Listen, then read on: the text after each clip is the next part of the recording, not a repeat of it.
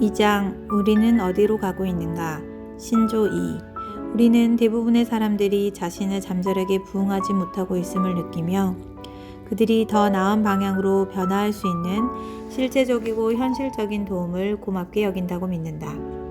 그러므로 우리는 모두 지금 어디에 있고 앞으로 어디에 있기를 원하며 그곳에 이르는 데 필요한 것이 무엇인지 솔직하게 살펴보아야 한다. 조 폴리오는 캘리포니아주 콜로라도의 한 정박지 위에 위치한 바다가 보이는 저택 주방에서 잔뜩 화를 내며 걸어 나왔다. 그는 뒷문을 세차게 쳐서 열었고 사막의 태양빛이 내리쬐는 바깥으로 뛰어나와 고함을 치며 찌는 듯한 아스팔트 차도를 가로질러 갔다. 조, 가지마. 제발 지금 가지마. 그는 잠시 뒤돌아서서 열려있는 현관문에 서 있는 아내 노마를 바라보았다. 그녀의 두 손은 떨고 있었고 눈에는 눈물이 글썽였다. 차 문을 열며 그가 대답했다. 여기서 나갈 거야. 그는 아내를 똑바로 쳐다보기가 두렵고 당혹스러웠다. 자신을 붙잡아 주었으면 하면서도 한편으론 그럴까봐 두려웠다. 그 방향으로 찾기를 가로질러 가며 노마가 말했다. 언제 돌아올 거야? 그녀는 한때 그랬듯 두 사람에게 모든 것이 괜찮은 것처럼 그가 안아주길 바랐다. 하지만 조는 화가 나 차문을 세게 닫으며 소리쳤다. 몰라도 돼. 그는 돌아보지도 않고 시동을 걸고는 반대쪽으로 떠났다. 잠시 동안 노마는 눈물을 참으며 꼼짝 않고 그대로 서 있었다. 아이들이 창문으로 지켜보고 있었다는 걸 안 노마는 천천히 집으로 돌아왔다. 19살과 16살 된 아들 비키와 조이, 그리고 17살 된 딸 체리는 부모의 계속되는 다툼 속에 오늘 벌어진 일로 좌절감과 두려움을 느끼고 있었다. 그때 노마는 깊은 한숨을 내쉬며 아이들 쪽으로 돌아섰다. 왜 조가 그렇게 차 문을 닫고 소리를 지르며 가버렸는지 난 알아. 그녀가 가만히 말했다. 아빠는 끔찍했을 거야. 우리 둘 다 그래. 아무리 열심히 일해도 조금도 앞으로 나아가지 못하고 거의 매일 뭔가가 잘못되고 있는 것 같아. 최악은 무력감이야. 우리가 사랑했던 모든 것이 다 나빠져가고 있는데 그걸 막을 방법이 없어. 조는 콜로라도 베이 다리를 건너 멕시코 국경을 향해 5번 고속도로를 달려 내려갔다. 그는 멕시코 로사리타 해변에 주택단지를 건설하고 있었고 그의 직원들은 그를 기다리고 있었다. 또다시 불같이 화가 난 그는 자신에게 분노가 치밀어 올라 고통스러웠다. 자신의 인생이 깊은 암흑 속으로 빨려 들어간다고 상상하는 순간 오래된 익숙한 공포가 엄습하기 시작했다. 조가 회상했다. 10년간 코티손, 류마티스 관절염 치료약에 의지해 살았던 적이 있어요. 여러 가지 다발성 경화증과 싸우면서요. 몸무게가 불어났고 이미 2건의 파산을 겪은 후 해외에 고층 건물을 짓는 사업은 자금이 바닥난 상태였습니다. 며칠 전 멕시코는 통화 가치를 떨어뜨렸고 경제적 혼란으로 빠져들었어요. 내 순자산이 제로로 떨어졌죠. 다시 한번 파산 위기를 처했습니다. 노마는 커피를 마시며 마음을 진정시켜 주려고 주방에 가만히 앉았다. 딸 체리가 엄마를 어떻게 위로해야 할지 몰라 옆에 와 앉았다. 조이는 방으로 돌아가 헤드셋을 단단히 끼고 음악을 요란하게 틀어댔다. 큰아들 니키는 우울하고 화가 나 오토바이를 타고 나가버렸다. 조는 은색 제교를 몰고 외딴 멕시코 해변에 이르는 좁고 더러운 도로로 향했다. 태양은 태평양을 가로지르며 반짝이는 길을 만들었다. 문득 저 빛나는 길이 어디로 향하는지 궁금했던 기억이 떠올랐다. 조는 두 손으로 머리를 감싸진 채 핸들에 쳐박고 울음을 터뜨렸다. 나는 이제 파멸이야. 내 육체, 감정, 정신, 재정 모두. 그는 아내와 가족을 잃게 될까 두려운 마음에 우울함이 머릿속에서 거대한 먹구름처럼 커져갔다. 이런 비슷한 얘기를 들어본 적 있는가? 나는 여러분의 꿈이 조와 노마가 그날 겪은 정도까지 좌절하지 않기를 바란다. 우울함이 그들의 인생을 괴롭힌 것처럼 여러분의 인생을 괴롭히는 일이 없기를 바란다. 하지만 누구나 꿈이 흔들리거나 결국 파멸하는 순간을 맞이할 수 있다. 미국 극작가 맥스웰 앤더슨은 그것을 완벽하게 표현했다. 만약 처음에 당신이 성공하지 못했다면 당신은 중간쯤 달리고 있는 겁니다. 모든 실패 위에 우울함이 찾아오는 것은 당연하다. 결국 태초부터 그런 식이었다. 거의 3000년 전 다윗 왕은 자신의 우울함을 고백했다. 오 여호와여, 어느 때까지이니까 나를 영원히 잊으시나이까? 주의 얼굴을 나에게서 어느 때까지 숨기시겠나이까? 나의 영혼이 번민하고 종일토록 마음에 근심하기를 어느 때까지 하오며 내 원수가 나를 치며 자랑하기를 어느 때까지 하리이까? 시편 13장 1-2. 소로는 1854년에 쓴 글에서 이것을 몇 글자로 간단히 표현했다. 사람들은 대부분 많은 것을 포기하고 살아간다. 지금껏 사람들은 자신의 분노와 좌절을 내면으로 돌려왔다. 우리 시대에 우울한 하나의 전염병처럼 번지고 있다. 국립정신보건원에 따르면 끊임없이 찾아오는 슬픔 또는 공허함, 성욕과 즐거운 활동에 보이는 흥미상실, 피로, 불면증, 과민함뿐 아니라 과도하게 눈물이 나고 죽음이나 자살을 생각하며 시달리는 사람들의 숫자가 늘고 있다. 웨스팅하우스 일렉트릭 연구원들은 이렇게 말한다. 미국에서 건강관리 사업에 소비하는 1달러 중 약 20%는 정신건강과 약물에 의존한 치료에 쓰인다. 그들은 이 흥미로운 내용을 덧붙였다. 예방학 프로그램에서 비용 효율이 높은 분야 중 하나가 정신건강 분야다. 다시 말해 우리가 더불어 살아가면 우리 신체도 스스로 치유할 수 있다. 이런 생각은 기원전 1000년쯤에 쓴 구약성서 중 솔로몬의 지혜에 완전히 새로운 의미를 부여한다. 대저 그 마음의 생각이 어떠하면 그 위인도 그러한즉. 우울뿐 아니라 우울과 관련된 질병은 미국 근로자에게 연간 170억 달러의 비용을 지불하게 만든다. 우울이 더 젊은 층으로 번져갈수록 버려지는 시간, 돈, 그리고 만성질환과 그로 인해 피폐해진 삶에 치러야 하는 비용은 헤아릴 수 없이 막대해진다. 코넬 대학교 의과대학 뉴욕병원의 제럴드 클러먼 박사는 그것을 이렇게 말했다. 사람들은 대체로 지금 더 비관적이에요. 그들은 기대와 성취 사이에 간격이 생기면 우울해하지요. 내가 신조 2를 들고 나온 이유가 여기에 있다. 현실은 늘 우리 꿈에 미치지 못한다. 그래서 우리는 우울해진다. 우리는 우울증에 대처하기 위해 파괴적으로 생각하고 행동하기 시작한다. 결과적으로 우리의 삶은 스스로를 다시 끌어올릴 방법이 보이지 않을 때까지 한없이 나락으로 떨어지고 만다. 우리 꿈이 죽고 우울한 상태가 시작되면 무슨 일이 생길까? 어떤 사람들은 상당히 예측 가능한 방법으로 실패와 우울한 상태를 반복하는 반응을 보인다. 처음에 그들은 그것을 부정하거나 외면하려 한다. 그리고는 자신에게 책임을 지우거나 다른 이들을 탓한다. 나아가 반드시 그것을 피하려고 애쓴다. 어떤 이들은 우울증으로 움직일 수 없게 되고 다른 이들은 그것을 끝내기 위해 자포자기식의 파괴적인 행동을 한다. 누군가는 평생 우울증을 안고 살아가며 또 다른 이들은 그럴 필요가 없음에도 그냥 가만히 앉아 죽음에 이르기도 한다. 선택, 우울증을 부정하거나 무시해버리기. 조폴리오는 늦게 저녁식사를 위해 루사리타 해변에서 다시 집으로 돌아왔다. 노마는 아무 일도 없었던 것처럼 문에서 그를 맞았다. 조와 아내, 아이들은 다 괜찮은 척 식탁에 둘러앉아 무의미한 대화를 나눴다. 노마는 5분간 식탁을 바쁘게 오갔고 얼굴에 억지 웃음을 지었다. 모두 상냥하고 정중했지만 고통은 거의 2배가 되었다. 소로는 왜 많은 것을 포기하며 산다고 했을까? 미국 초창기 시인 소로는 월든 폰드에서 사람들이 내면 깊이 비참함을 느낄 때 괜찮아 보이려고 가짜 웃음을 지으며 감추는 것을 보았다고 말한 바 있다. 사람들은 남몰래 혼자 고통을 겪고 싶어 한다. 자존심 때문에 진실을 인정하려 하지 않는다. 우리는 남들이 자신의 실패를 아는 것을 원치 않는다.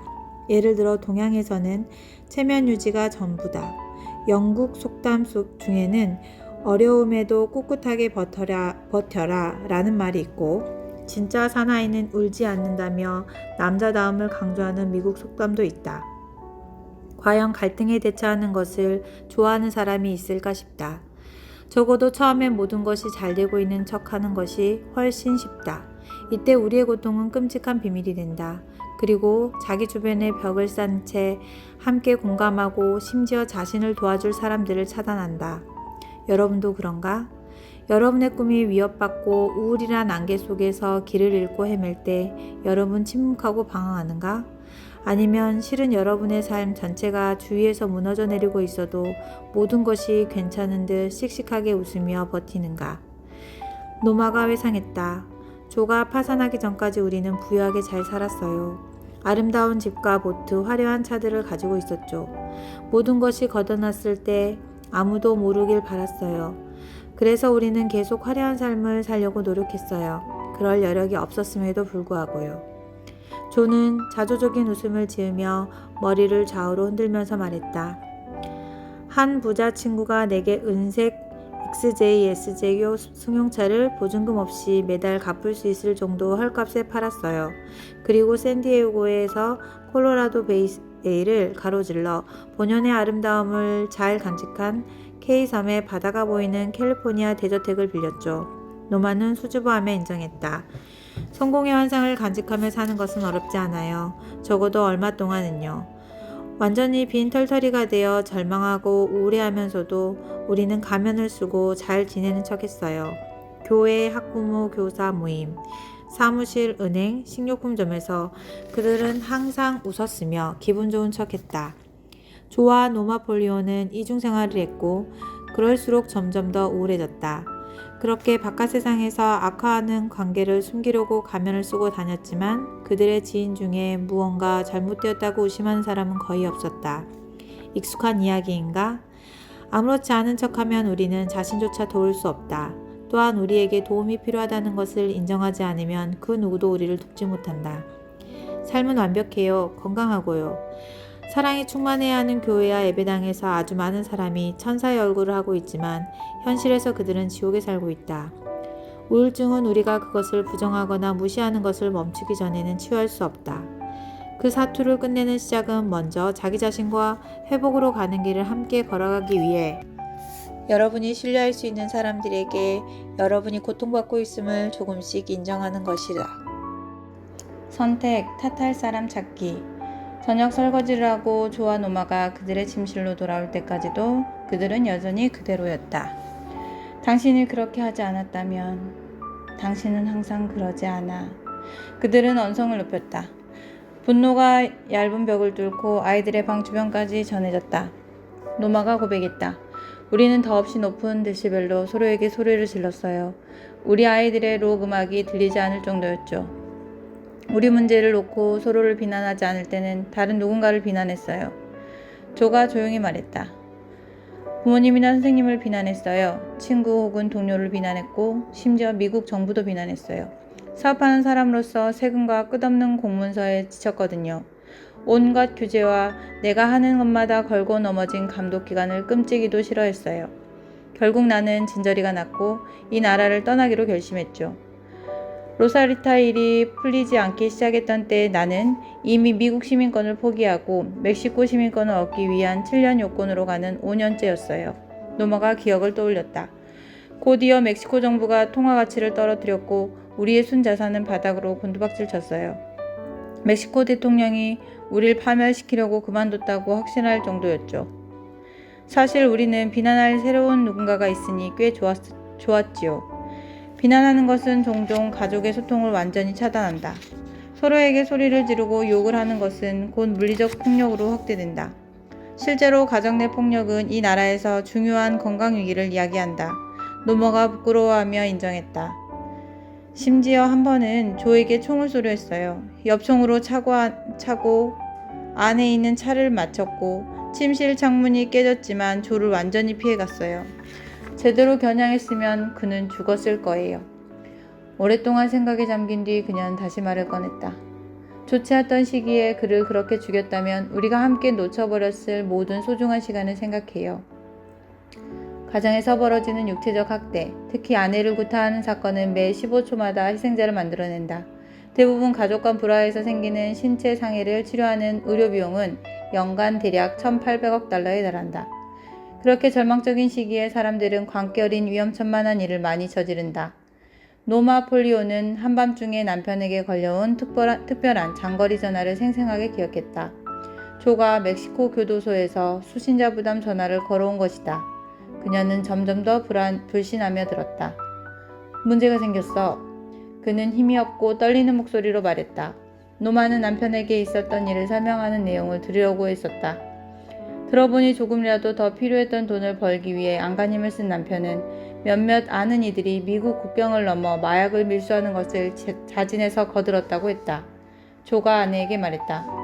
일을 하기도 전에 멕시코 당국이 우리 계획을 알아챘고 나를 체포했어. 끔찍하게도 난 나흘 밤낮 동안 꼬박 문초를 당했어. 엄청난 벌금을 내야 해. 그렇지 않으면 나를 풀어주지 않겠대. 어쨌든 노마는 남편을 석방하기 위해 필요한 돈을 구했다. 그때는 두 사람 모두에게 너무 고통스럽고 끔찍한 시간이었다. 하지만 지금 그때를 돌아보는 폴리오 부부는 그 위험하고 당혹스러운 사건을 사람들이 절망하고 우울해질 때 쉽게 저지르는 광기 어리고 무책임한 일의 완벽한 예로 본다. 때로 우리는 자신을 책망하고 죄책감을 느낀다. 또 때로 우리는 죄책감에서 벗어나려고 남을 비난한다. 남을 탓하는 행동은 위험하고 끝나지 않은 악순환을 되풀이하고 폭력과 범죄를 저지르는 것으로 확대된다. 버튼 힐리스는 이렇게 이야기한 적이 있다. 좋은 이유와 좋게 들리는 이유 사이에는 어마어마한 차이가 있다. 우리 꿈이 죽고 우울한 상태가 시작되는 그때가 바로 비난하기를 멈추고 우리를 혼란에서 건져 올릴 좋은 이유를 찾기 시작할 때다. 또 그때가 우리를 혼란에서 벗어나게 할 좋은 계획을 세우기 시작할 때다. 선택, 우울증에서 도망치기. 갈등과 우울 시기에 조와 노마폴리오는 스트레스 많은 그들의 삶에서 도망치려 술을 마셨다. 조는 인정했다. 우리는 고통을 잠재우고 둘 사이에 일시적인 평온을 얻으려 알코올에 의존했어요. 노마가 한마디 거들었다. 우리 둘이서만 나아가서 식사할 때는 술을 아주 많이 마셔야 했어요. 둘이 같이 있는 것을 참아야 했거든요. 조가 말을 이었다. 그래도 마약에는 절대 손대지 않게 해줘서 하나님께 감사해요. 물론 밤에 잠을 자려고 마리화나를 굉장히 많이 피웠어요. 지금 그때를 돌아보면 우리가 그렇게 술을 마시고 내가 마리화나를 피우는 것을 우리 아들 니키가 따라했고 어쩌면 그것 때문에 몇 년 후 그 애가 죽은 것인지도 모른다는 생각이 들어요. 우울증에서 벗어나게 해주는 것은 이 나라와 전 세계에서 최고의 성장 산업이다. 이 사실이 끔찍하지만 고통을 다른 데로 돌리거나 그걸 잊기 위해 즐기려는 사람들이 매년 소비하는 돈이 몇 조 달러에 달하는지 정확히 아는 사람은 없다. 예를 들어 이 나라의 과일과 샐러드 볼이라고 불리는 캘리포니아에서 주는 현금 작물은 오렌지나 포도, 상추, 토마토가 아니다. 그것은 마리화나다. 고통에서 벗어나기 위해 혹은 마약 사용자들이 그럴듯하게 말하는 것처럼 피워 없애기 위해 소비하는 마리화나는 미국 제1위 마약이다. 대략 2250만 명의 남성과 여성, 그리고 젊은이, 즉 미국 전체 인구의 약 10%에 달하는 사람이 가끔 혹은 상습적 사용을 인정한다. 근래의 일반 사용자는 그 질에 따라 담배로 돌돌 말았거나 브라우니로 구운 얇고 푸른 잎에 약 28g당 100에서 150달러까지 지불한다. 만약 기분전환용 사용자가 1년에 170g 정도를 경험한다면 600에서 3000달러의 비용, 미국에서만 연간 700억 달러가 마리화나 연기와 함께 사라지는 셈이다. 그들이 기운 없이 처져 있을 때 높이 끌어올리는 걸 도와주기 위해서 말이다. 또한 이 나라에서는 코카인과 헤로인, 남용도 유행이다. 수백만 명이 이런 마약이 만들어내는 위험하고 치명적인 도취감에 빠져 도망치고 있지만 그들이 얼마나 많은지 우리는 알지 못한다. 그러나 거의 50만 명에 이르는 미국인이 최근 미국과 유럽에서 선택의 도피하기라고 불리는 헤로인에 중독되었다는 것을 우리는 잘 안다. 예를 들어 이탈리아 밀라노에서는 거리를 벗어나면 하루 3,000, 4,000개의 사용한 주사기를 줍는다. 뉴욕에서 샌프란시스코까지 빈민가의 쓰레기통이나 고급 고층 건물 쓰레기 압축기에서 발견한 쓰고 버린 주사바늘을 누가 셀 것인가? 해변, 국립공원, 중고등학교 야외 스탠드 뒤, 심지어 회사 중역들의 회의실과 미국 전역의 5성급 호텔에서 발견한 빈 플라스틱 약병은 누가 거기에 더할 것인가? 미국에서 약물남용으로 치료 중인 20만 2천 명은 룩셈부르크 국가 전체 노동력보다 많다. 영국 뇌분비학자이자 혈액학자인 리처드 애셔는 영국 의학저널 랜시드의 기고한 글에서 절망은 마약이 아니라 희망으로 가장 잘 치유된다 라고 썼다. 나는 그 경고가 좋다. 그것이 진리라고 믿기 때문이다. 그것은 아이들에게 마약을 경고하기 위해 사용한 자동차 범퍼 스티커이기도 하다. 동시에 그는 알코올 남용이 헤로인이나 코카인, 마리화나보다 훨씬 더 치러야 할 비용이 크고 치명적이라는 것을 잊지 말라고 경고하고 있다. 요즘 떠들썩하면서도 위험한 이야기 중 하나는 미국인의 음주 습관이 줄고 있다는 점이다. 아마도 알코올 음료가 칼로리와 지방을 더한다는 것을 알고 있고 폭음은 단시간에 기분이 좋아졌다가 오래도록 처지는 억제제임을 배웠을 것이다. 우리는 맥주, 와인 그리고 각종 술이 개인과 가계 예산에서 얼마나 많은 비중을 차지하는 비용인지 보았다. 그래서 우리는 이 나라가 음주를 멈췄다고 생각했지만 천만의 말씀이다. 술 남용은 미국, 유럽, 일본에서 유행이라 할 만한 비율에 이르렀다. 예를 들어 미국에서는 지난 30년 동안 술 남용이 반 이상 증가했고 독일에서는 술 소비가 64%까지 늘어났다. 그리고 일본에서는 음주가 73.5%로 믿기 어려울 만큼 늘어났다. 최근 몇 년 동안 나는 일본 국민을 사랑하고 존경하게 되었다. 술 남용 문제가 일본에서 얼마나 커져가는지 지켜봐온 나로서는 신경이 쓰인다. 더 심각한 것은 그들이 그 사실을 모르거나 공개적으로 인정하지 않으려 하는 점이다. 최근 세계적인 연구에 따르면 일본은 이 문제를 가장 신경 쓰지 않으며 단지 조사 대상의 17%만 술을 심각한 문제로 보는 것으로 나타났다. 한편 조사에 참여한 미국인의 74%는 술 남용과 중독을 매우 심각하게 우려하는 것으로 밝혀졌다. 가령 미국에서는 평균적으로 연간 184만 4천 건의 음주 관련 교통사고가 일어난다. 1989년에는 상당수가 10대인 2만 208명의 미국인이 음주운전자 때문에 사망했다. 10만 명 이상의 추가 희생자가 평생 불구가 되거나 부상을 당했다. 나는 음주운전을 반대하는 엄마들의 분노와 슬픔을 공유한다. 음주운전을 반대하는 엄마들은 자기 아이들이 음주운전자로 인해 사망하거나 평생 불구로 살아가야 하는 걸 경험했다. 걱정하지 마시라. 나는 여러분 동네 술집의 발을 부서뜨리고 쪼개려는 운동가가 아니다. 그렇지만 우리는 익명의 알코올 중독자 모임과 다른 치료 프로그램을 지원할 필요가 있다. 그들에게는 금주가 유일한 방법이기 때문이다. 또한 우리는 누구나 압박을 받으면 알코올 남용과 중독에 취약하다는 것을 깨달을 필요가 있다. 로마어 철학자이자 그리스도 시대의 비극을 쓴 작가인 세네카는 말했다. 술에 취하는 것은 단순히 자발적 광기다. 거의 2000년 후 영국 철학자 버트런드 러셀은 이렇게 덧붙였다. 술에 취하는 것은 일시적 자살행위다. 그것이 주는 행복은 오직 부정적이고 불행한 순간의 정지일 뿐이다. 알코올 남용은 국가적 비극이 되었지만 나는 그것이 더 큰 병폐의 징후라고 생각한다.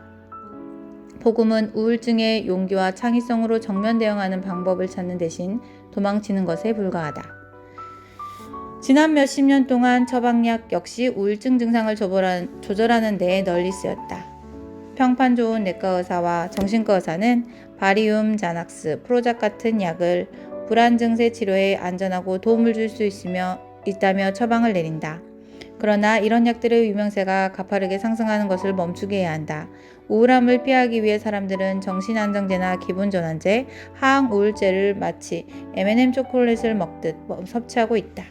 바리움을 예로 들어보자. 1970년대에 스위스 기반의 제약회사 호프만 라로슈가 바리움과 그 자매 정신안정제인 리브리움을 북미 시장에 출시했을 때 그 회사 주식은 로켓을 발사하듯 급상승했다. 1989년 중반 그것은 주당 $16만 달러에 팔리면서 월가에서 가장 비싼 주식이 되었다. 그해 호프만 라로슈는 50대 1 주식 분할을 선언했다. 이 믿기지 않은 성공 비결은 무엇일까? 한 의사가 내게 1970년대 후반에서 1980년대 초반에 미국에서는 종류를 막론하고 다른 모든 약을 합친 것보다 더 많은 바리움이 팔렸다고 말했다. 이러한 처방은 특히 술 같은 다른 약물과 결합했을 때 광범위한 부작용이 있을 수 있음을 우리는 잊지 말아야 한다. 유명 인사들이 처방약 의존 치료제를 위해 캘리포니아 팜스프링스의 베티포드 클리닉을 드나드는 것이 일종의 어떤 지표라면 우리는 우울증을 이겨내기 위해 고군분투하는 와중에 그런 약을 사용할 때 매우 조심할 필요가 있다. 한 관찰자는 안정제가 위험한 것은 그것이 주는 마음 안정이 어떤 종류 패키지 상품 같은 마음 안정이라는 점이다. 약을 사고 그 약으로 안정을 찾다 보면 당신은 정말 필요한 치료를 하는 대신 값싼 해결 방법에 길들여진다 라고 썼다. 우울함에서 벗어나는 더 값이 싸면서도 마찬가지로 마음이 무뎌지게 만드는 것은 TV다.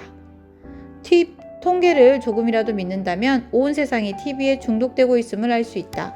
나는 이것이 어떻게 가능한지 모르겠지만 한 믿을만한 소식통에 따르면 일본인은 TV 시청에 하루 평균 9시간 12분을 소비한다고 한다. 미국인은 TV 앞에서 경이롭게 하루 7시간을 보내며 소파에서 감자칩을 먹는 이 올림픽에서 2위를 차지하고 있다. 나는 TV를 믿는다. TV는 정보와 즐거움을 주는 좋은 원천임에 틀림없다. 하지만 이들 데이터는 무언가가 감당할 수 없는 지경임을 보여준다. 나는 이러한 TV 중독이 우울증에서 벗어나려는 인간의 간절함과 우울증의 원인에 정면 대응하기를 미루는 것에서 직접 비롯된다고 믿는다. 나는 여러분이 이 모든 숫자에 무감각해지지 않기를 바란다. 요점을 말하기 위해 지나치게 강조하고 있다. 온 세상이 우울해 보인다. 그리고 우리는 여기서 벗어나려 몸부림을 치느라 인생을 허비하는 중이다. 밖에서 벌어지는 일은 여러분의 인생과 마음속에서 일어나는 일만큼 중요하지 않다. 여러분은 어떻게 여러분의 실패한 꿈과 뒤에 분명 함께 따라올 우울함을 감당하고 있는가? 선택, 우울증 인정하기. 프랭크와 바바라 모랄레스 부부는 캘리포니아 샌후안 카피스트라노 출신으로 우리 사업을 하는 친구들이다. 그들이 내게 감동적인 일화를 들려주었다. 바바라는 겨우 17살에 캔자스시티의 한 은행에 신입사원으로 들어갔다. 그녀는 기억을 떠올렸다. 그 은행 쿠폰 부서 직원과 고객에게 성의 있게 조력하는 데 평생을 바친 연륜 있는 여직원이 있었어요. 그분이 정년이 되자 은행은 깜짝 파티와 케이크, 감사 선물로 그녀에게 존경을 표했지요. 지금은 파티장 한가운데서 서서 눈물을 흘리던 그녀의 모습과 두 눈에 지난 시간들이 떠오르는 듯 마지막이구나 하는 모습이 기억나요. 바바라는 슬프게 말했다. 그 다음 날 아침, 그녀 정년 파티를 해준 다음 날, 그녀는 은행에 나타났고, 창문으로 안을 들여다보며 서 있었어요. 마침내 그녀는 안으로 들어와 그녀의 낡은 책상 쪽으로 걸어가더니 후임자로 온 젊은 여성 앞에 섰어요.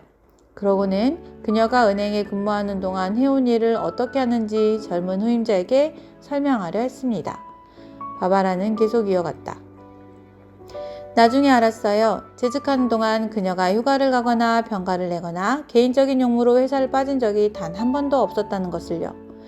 그 은행은 그녀 삶의 전부였어요. 그러니 정년을 맞았을 때 그녀의 삶도 끝이 난 거죠. 그녀는 매일 그녀의 책상이 있는 곳으로 와서 점점 더 무기력하고 절망적인 모습으로 서 있었어요. 결국 매니저는 은행 경비원에게 그녀가 건물에서 나가도록 바래다 주라고 했고 그녀는 그녀를 보지 못했어요. 다시는 그녀를 보지 못했어요. 그녀의 꿈이 끝난 뒤 그녀가 생을 마감하기까지 얼마나 더 살았는지 가끔 궁금했어요. 얼마나 많은 사람이 그들의 꿈이 끝나는 동시에 죽는가? 혹은 얼마나 많은 사람이 실패와 우울증이 초래한 생족 같은 삶 속에서 계속 존재하는가? 버트런드 러셀은 꿈을 실현할 수 없다고 확신하면서도 꿈을 꾸는 사람들의 처절한 고뇌를 표현했다. 그는 이렇게 썼다. 간결하고 무력하기 짝이 없는 것이 인간의 삶이다. 인생에서 서서히 그러나 확실하게 다가오는 무덤 같은 우울함은 우리를 무자비하고 어두운 나락으로 떨어뜨린다. 셰익스피어의 작품에 등장하는 리어 왕은 자신의 아이와 나라를 위해 그의 꿈이 죽는 것을 보자마자 소리친다. 우리가 태어날 때 이 거대한 바보들의 세상으로 오게 된 것을 울며 슬퍼한다. 조와 노마폴리오는 그런 고뇌를 잘한다. 자신의 죄로 아들 압살롬을 죽음으로 몰아간 다윗 왕처럼 폴리오 부부는 외쳤다. 오 내 아들아, 사랑하는 내 아들아, 너 대신 내가 죽었어야 했는데 무심하신 하나님. 1988년 2월 11일 큰 아들 리키는 오토바이 사고로 세상을 떠났다. 그는 청소년기부터 술 그리고 약물라면과 싸웠다. 그 겨울 늦은 밤 그의 사투는 끝이 났다. 마약으로 기분이 좋아져 힘이 넘친다고 느낀 니키 폴리오는 그 야마 오토바이의 가속 페달을 밟았고 모퉁이를 돌아 굉음을 내며 해안 고속도로를 질주하다 죽음에 이르렀다. 우리는 인생의 커다란 비극도 무시무시한 고통도 고통의 순간도 있다는 것을 안다. 슬플 때 행복한 척하는 것은 아무 소용이 없다.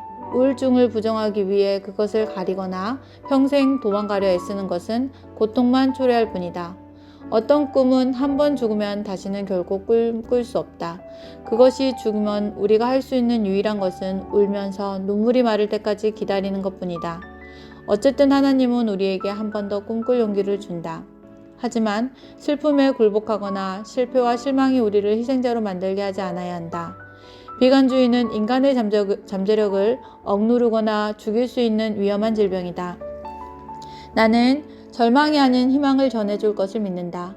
슬픔이 아니라 기쁨을 나누자. 나는 일터에서 모든 남성과 여성에게 하나님의 이야기를 전하고 또 전할 것을 믿는다. 나는 다시 사랑하고 꿈꾸기 위해 깊은 우울증에서 벗어난 사람들을 알고 있다. 우리 꿈을 실현하지 못해도 우울증이 우리가 나아가는 것을 방해해도 항상 희망은 있다는 것을 우리는 기억해야 한다. 친구들이 내게 들려준 조와 노마폴리오의 실화 그리고 다른 이야기들은 우리 사업, 또 다른 사업, 종교나 치료하는 그룹, 기타 일을 시작하는 것이 우울증 치료를 보장한다는 것을 의미하지 않는다.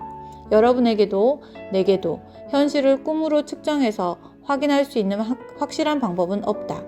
그렇지만 우리 친구와 동료의 대다수가 그들의 꿈이 실현되는 것을 못 보고 그로 인해 우울했던 바로 그 이유로 제이가 내게 하는 사업에 동참했다는 것은 확실하다. 그들은 한없이 아래로 빨려 들어가는 대신 부정적인 감정을 끝이 아닌 시작으로 보았다. 이제 그들은 그 어두웠던 시간을 감사하는 마음으로 돌아본다. 좋은 시간은 그 힘들었던 순간이 없었다면 올 수 없었을 것이다. 일출이 채 몇 시간 남지 않았는데 암울한 밤 동안 마약을 탐닉하거나 심지어 우리 자신을 죽이는 것은 얼마나 낭비인가. 나는 다음 말이 지나치게 한없이 낙천적으로 들리지 않기를 바란다. 왜냐하면 내 인생을 살면서 터널 끝에는 대부분 정말로 빛이 있음을 깨달았기 때문이다. 무지개의 거의 모든 폭풍우가 몰아친 후 무지개는 거의 모든 폭풍우가 몰아친 후 틀림없이 나타난다. 울음은 10중 8구 웃음에 양보하게 마련이고 슬픔은 언젠가 기쁨에 항복한다. 지금까지 이 땅에서 63년 동안 매일 길고 어두운 밤이 지나면 지구를 따뜻하게 해주려고 다시 태양이 떠올랐다. 예수님의 부활은 십자가에 못 박힌 후에 왔다. 삶은 죽음 뒤에 오고 희망은 절망 뒤에 온다. 우울증은 그것이 절대로 끝나지 않을 것이라고 생각할 때 우리를 속인다. 실제로 여러분의 우울함의 끝은 바로 코앞에 와 있다. 나는 어떤 식으로든 우울증이나 그것의 공포를 과소평가하고 있지 않다. 나는 절망과 상실 같은 개인적인 악몽으로 고통받는 이들에게 깊은 안타까움을 느낀다. 내게도 우울증으로 한바탕 연타를 당하며 괴롭고 쓰라리던 날들이 있었다. 때론 우리에게는 외로운 밤을 견디기 위해 바라움이나 프로작이 필요하다. 카운슬러와 정신과 의사, 정신병원도 큰 선물이다. 그 과정에서 걱정해주는 가족이나 친구도 하나님의 선물 같은 존재다. 그러나 만약 우울증에 굴복해버린다면, 만약 자살을 하거나 생지옥 같은 끔찍한 삶에 정착한다면 우리는 우울증이 선사하는 기회를 놓치고 말 것이다. 조아 노마폴리오는 우울증에 굴복하지 않았다. 대신 그들은 그것을 신호로 보았다. 아주 훌륭한 멈춰 전방 위험 표지로 말이다. 부부는 그들의 우울증을 심각한 변화가 필요하다는 신호로 해석했다. 나아가 하나님의 사랑과 친구들의 도움으로 우울증에서 벗어나 과거를 새롭게 이해하고 현재를 새로운 기쁨으로 여기는 동시에 미래를 위한 전혀 새로운 꿈을 꾸며 살고 있다. 조아노마 이야기는 여러분의 불만족이 희망적인 신호가 될 수 있음을 보여주는 수백 개가 넘는 이야기 중 단 하나에 불과하다. 우울증은 끝이 아니라 시작이다. 기분이 가라앉는 것은 여러분을 완전히 새로 오르게 할지 모른다. 1988년 서울올림픽에 상관왕에 오르고 1992년 금메달과 은메달을 딴 20살의 자유형 수영 선수 제닛 에번스는 이렇게 말했다. 인생에는 힘든 시간도 있고 좋은 시간도 있어요. 그런데 힘든 시간은 좋은 시간을 더 좋게 느끼게 해요. 조와 노마 폴리오에게 물어보자. 그들도 한동안 다시는 결코 꿈을 꿀 수 없을 거라고 생각했다. 조가 회상했다. 니키가 죽었을 때 내가 느끼는 슬픔과 죄책감이 나를 못살게 굴었어요. 샌디에고 장지에서 아들의 관 옆에 서서 왜 니키가 나 대신 죽어야 했는지 생각했어요. 노마와 체리, 조이도 거기에 있었죠. 슬퍼한 우리 가족은 우리와 함께 고통 속에 서 있기 위해 미국 전역에서 날아오거나 운전을 하고 온 친구들에게 둘러싸여 있었어요. 그는 인정했다. 그 순간 소름 끼치는 정적 속에서 나는 정말 절박하게 기도했어요. 하나님, 제게 한 번 더 기회를 주세요. 작게 속삭였습니다. 나는 니키와 함께 실패했어요. 니키의 유년기와 청소년기에 내가 저지른 엄청난 실수를 많이 하고 싶습니다. 조이와 체리는 우리에게 자랑스럽고 감사한 성년으로 자라주었지만 난 니키의 자리를 대신할 다른 아이들을 원했어요. 조는 눈에 빛을 내며 흥분해서 말했다. 몇 주 후 나는 강하고 용기 있는 해군 특수부대 대원 중 한 명인 젊은 항해사에게 아메이 플랜을 설명했습니다. 그 숙련된 대원들은 테러리스트에게 납치된 인질을 구하거나 침몰한 잠수함에서 승무원을 구하는 등 무엇이든 하려고 전 세계를 날아다니고 있었어요. 그 첫 번째 젊은 대원은 우리 사업에 관해 들은 것을 그 동료 대원과 그들의 아내, 그들의 친구에게 전했어요. 오래지 않아 나는 내 아들 니키만큼이나 건장하고 잘생긴 특수부대원 전체 소함대의 대부가 되었습니다. 조아 노마 폴리오는 재정적, 영적으로 파탄이 났을 때 다시 시작할 용기와 지혜를 얻었다. 오늘날 폴리오 부부는 놀랄만한 수입을 올리며 성공적인 사업을 하고 있다. 그들은 파산으로 잃은 모든 것을 회복했을 뿐만 아니라 훨씬 더 많은 것을 얻었다. 당연히 그들은 각종 청구서를 모두 지불한다. 또 콜로라도 K섬의 아름다운 집을 소유하고 있고 교회와 소아마비 치료 모금 운동 같은 아주 중요한 목적을 지원하기 위해 시간과 돈을 기부하고 있다. 그중 최고는 새로운 친구들을 얻은 일이다. 조는 이렇게 말했다. 내 차가 움직이지 않을 때 전화 한 통이면 이 사업에서 내가 사귄 500명의 친구가 나를 태워 목적지에 데려다주기 위해 달려옵니다. 훨씬 더 중요한 것은 조가 그 사랑하는 니키 대신할 또 다른 아들을 갖고 싶은 꿈을 실현했다는 점입니다.